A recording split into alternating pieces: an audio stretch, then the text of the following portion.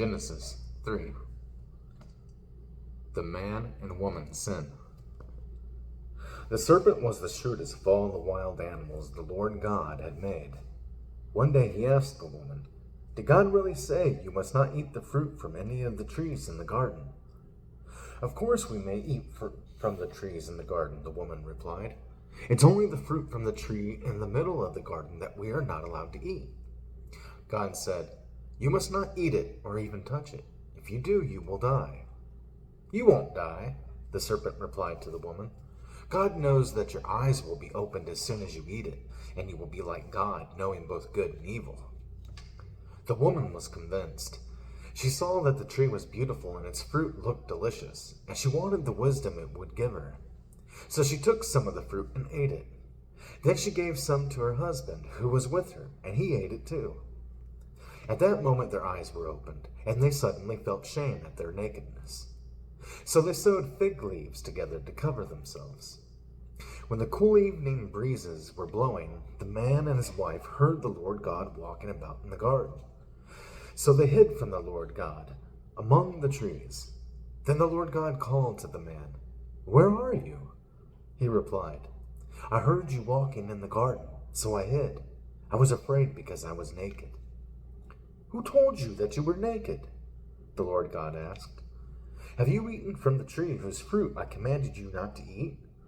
The man replied, "It was the woman who gave me the fruit, and I ate it." Then the Lord God asked the woman, "What have you done?" "The serpent deceived me," she replied. "That's why I ate it." Then the Lord God said to the serpent, "Because you have done this, you are cursed more than all animals, domestic and wild. You will crawl on your belly, groveling in the dust as long as you live. And I will cause hostility between you and the woman, and between your offspring and her offspring. He will strike your head, and you will strike his heel." Then he said to the woman, "I will sharpen the pain of your pregnancy, and in pain you will give birth. And you will desire to control your husband, but he will rule over you." And to the man he said, "Since you listened to your wife and ate from the tree whose fruit I commanded you not to eat, the ground is cursed because of you. All your life you will struggle to scratch a living from it. It will grow thorns and thistles for you, though you will eat of its grains. By the sweat of your brow you will have food to eat until you return to the ground from which you were made.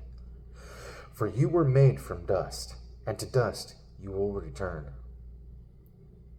Paradise Lost, God's Judgment.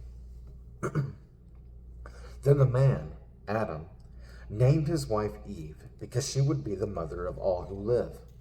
And the Lord God made clothing from animal skins for Adam and his wife.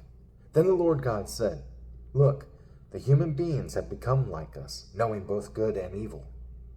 What if they reach out, take fruit from the tree of life, and eat it? Then they will live forever."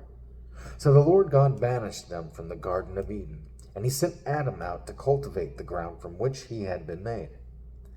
After sending them out, the Lord God stationed mighty cherubim to the east of the Garden of Eden, and he placed a flaming sword that flashed back and forth to guard the way to the tree of life.